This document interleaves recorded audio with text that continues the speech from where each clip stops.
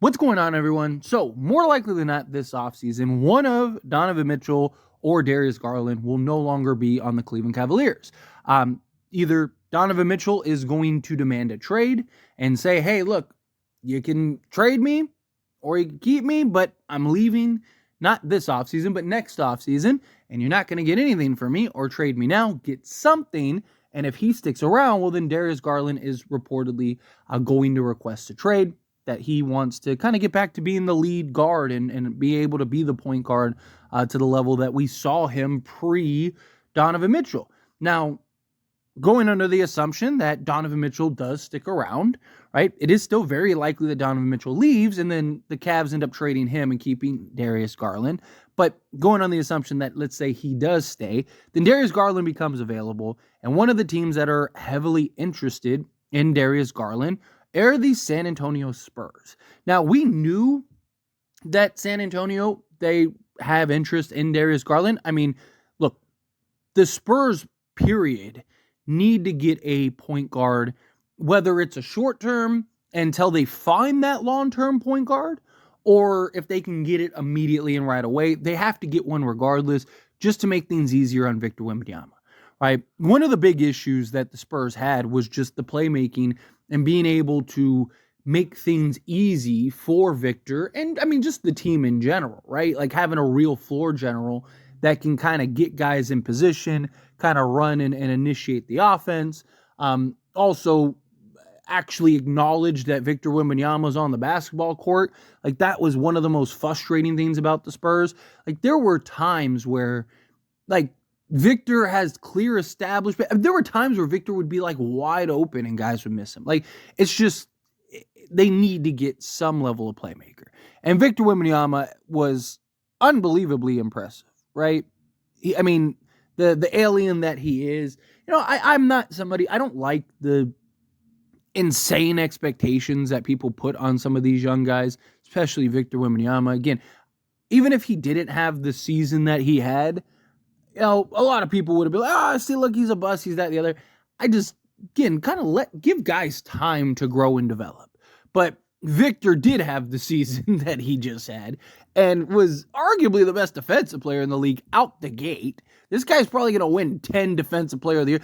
He's going to win until the NBA and the league and all the voters just get tired of voting for him, which is going to be absolutely impressive. And then his offensive game is just going to continue to grow and develop. But having a real true floor general, somebody that can get him the basketball and get him the basketball in spots in position, like, it's just going to make things so much easier for him.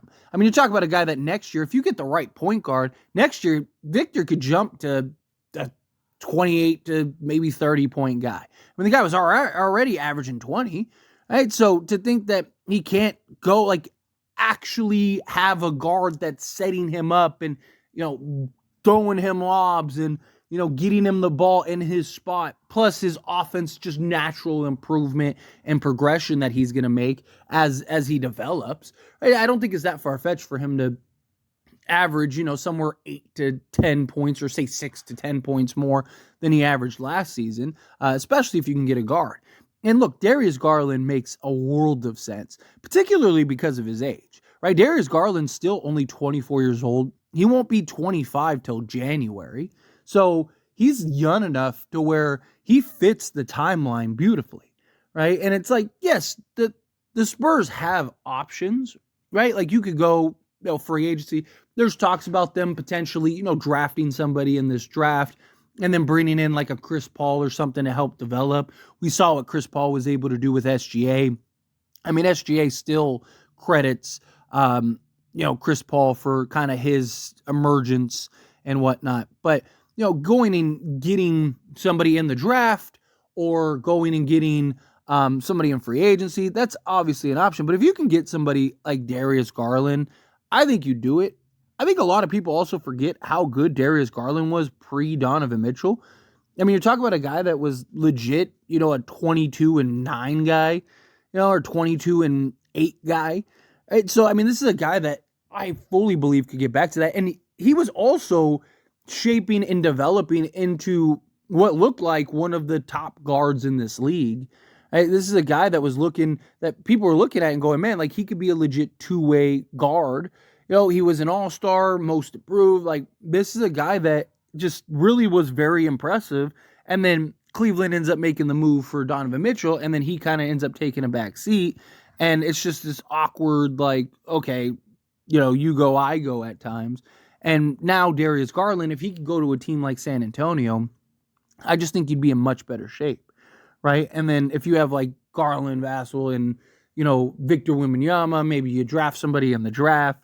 Now you got basically your core and foundation going forward that you can now kind of use to take you to the promised land. But, I mean, like even last year, right, which last year wasn't his best year. It was actually the worst season he had in the last 3 years. It's his worst season since the 2020-2021 season, basically.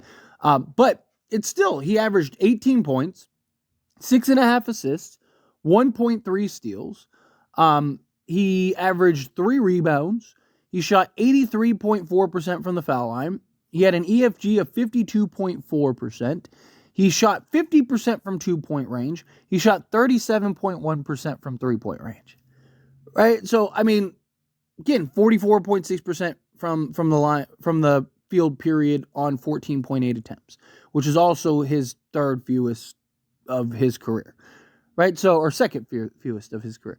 So, again, talk about a guy that on the third fewest or second fewest field goal attempts of his career went and still gave you 18 on efficiency, still shot 37%, which is down, right? If you look at the previous year, the 2022-2023 season, he averaged 21.6 points.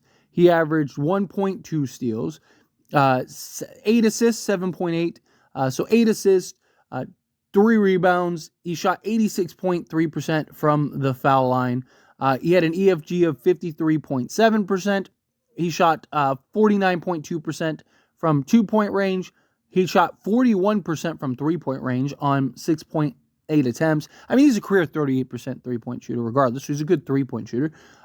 He had a field goal percentage of 46.2%, and he from the field or on 16.4 attempts per game. So again, I mean, on 16 attempts, he's a guy that give you 21 points, 50% shooting, shoot well from 3, make plays. Again, this is a guy that's a legit 22-9 guy. And you got to imagine he's probably going to get back to that, being the primary point guard, moving to San Antonio, playing alongside Victor Wembanyama. He's 24, right? He's a guy that still has enough talent and upside and potential to where he could very well improve. Right? I mean, most guys, they start getting into their prime, 26, 27 and now in today's NBA, I mean, you're seeing a lot of guys start getting into their mid to late 30s, but, like usually it's like, 25, 20 to 27 is where it begins. And then you're talking usually till you're 32 to 34 is where it ends. So you're talking, he's got another 2-3 years before he really enters his prime, in which he can grow and develop. I think Darius Garland could legitimately become a 25-point-a-game guy at least. I don't think that's that far-fetched. Get you to 25 a game and get you 8 to 9 assists a game to pair alongside Victor Wembanyama. He can play some defense. He's got youth. He's got athleticism. He's got everything that you want. He can get to the basket.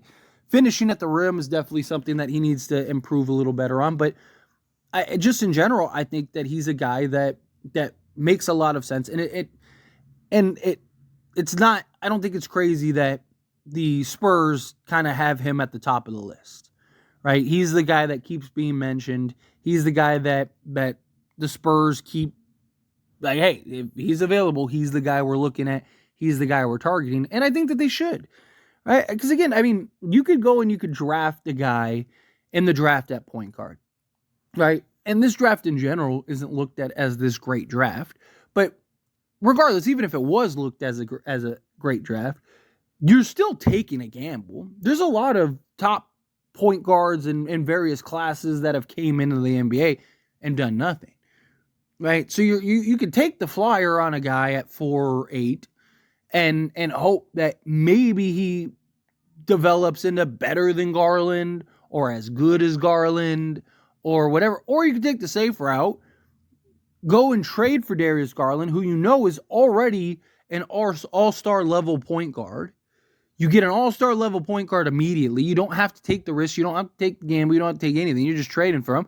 And then, maybe you keep your 4th or you keep your 8th pick, and can you go get a Castle, like a Stephon Castle or something like that. Right? And there you go. Or, maybe you get a big man and you go take a flyer on somebody else, and now you got your point guard position locked up. You got your Victor Wembanyama.